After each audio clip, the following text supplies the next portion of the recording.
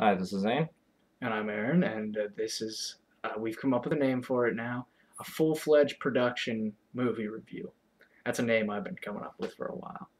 And just to let you know, we're not professionals We're pretty much two idiots just talking about shit. Oh, who well, go to the movies with their group of friends and just talk about movies.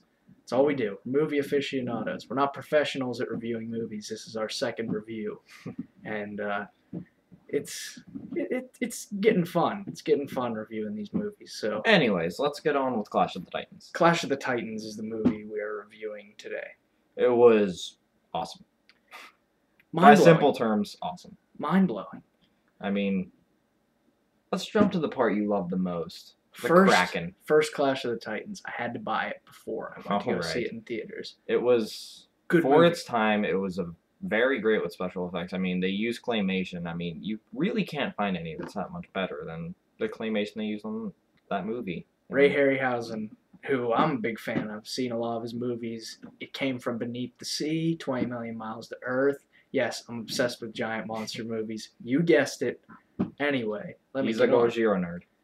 The 20 Million Miles to Earth is a good movie if you like giant monster movies. It's like the King Kong of Rome.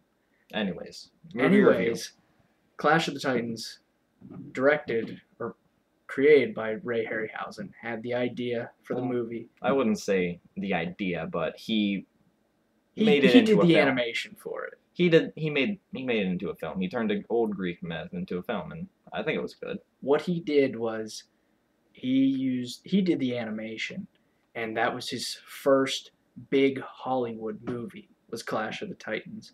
And he took the old Greek myth of Percy. just plenty Greek myths, and put them all together into one big thing.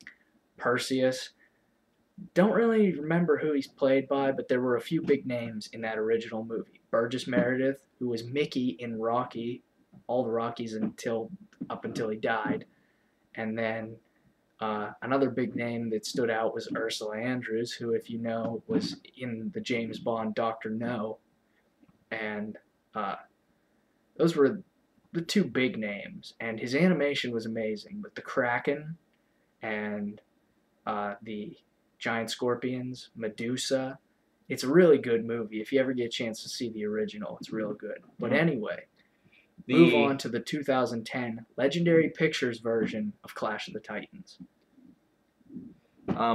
My opinion on it completely. This was a very, very good movie. I mean, in all honesty, it had good plot, good special effects. I mean, it matched really everything I wanted. And I mean, it's a Greek myth. I love Greek mythology. How can I hate it? Honestly, Legendary Pictures, it's like they hired the Einsteins of filmmaking. Never have a bad line. Never have a bad shot. Never have a stupid scene. There's no bad scenes in those movies.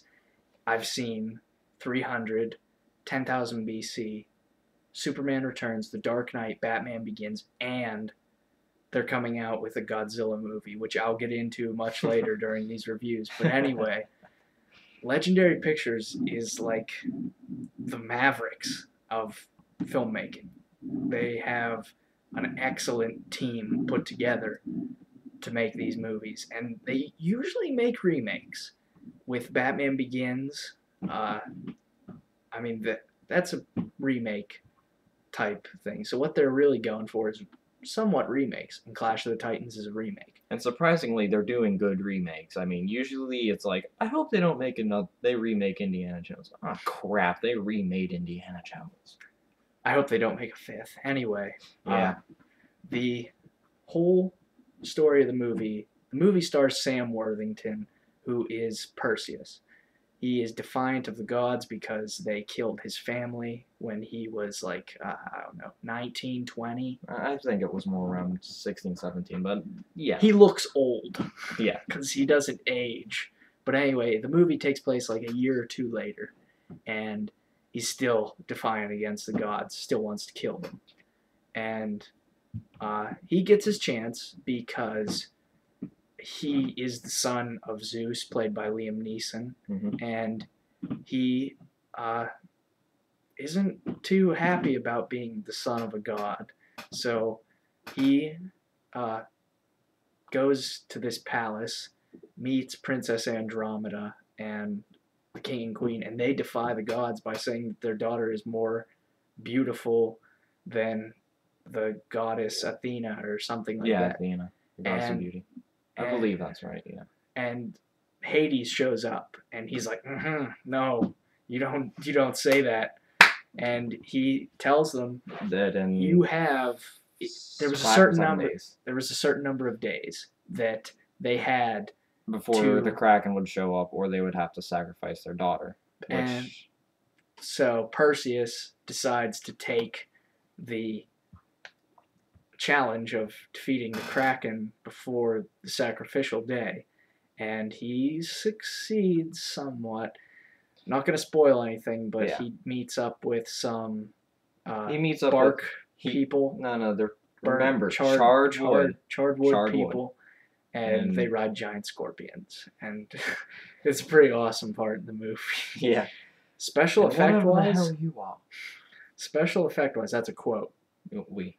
And he in that whole movie, the special effects are amazing. The Kraken is like the second coolest monster I've ever seen Yeah. put Next- onto the screen. Next to Godzilla with him. This special effects, the ending is just amazing. And Yeah. then at the And then the end, very end. Sam Worthington's character travels with this one girl played by Gemma Arterton, I think is the way you pronounce her name. But she dies during the movie. And Yeah. then, Like right after they kill Medusa, isn't it? yeah, Liam Neeson shows up at the very end, and Sam Worthington finally accepts that he's the son of a god. And he says, "Well, I will not make you journey this life alone." Lightning's back up through the sky. Lightning comes back down, and all of a sudden she just appears out of nowhere. And right after he says, "I will not let you go at this alone," our friend Sean shouts out, "I shall craft you a woman!" And she Oh, just appears. hello. And she just appears. Great way to end the movie. And- I liked it. It's definitely a 9 out of 10 because there were a few things that they sort of skipped over, yeah. but it was a good remake. 8.5 Real good here. remake. Yeah. And it's out on DVD now, so Rent it. go buy it. It's a good buy. You'll watch it more than once, I guarantee it. It's a really good buy. And if you don't watch it more than once, well, then that's your problem. So until then, when we review Iron Man 2, I'm Aaron, I'm Zane. and that's a full-fledged production review.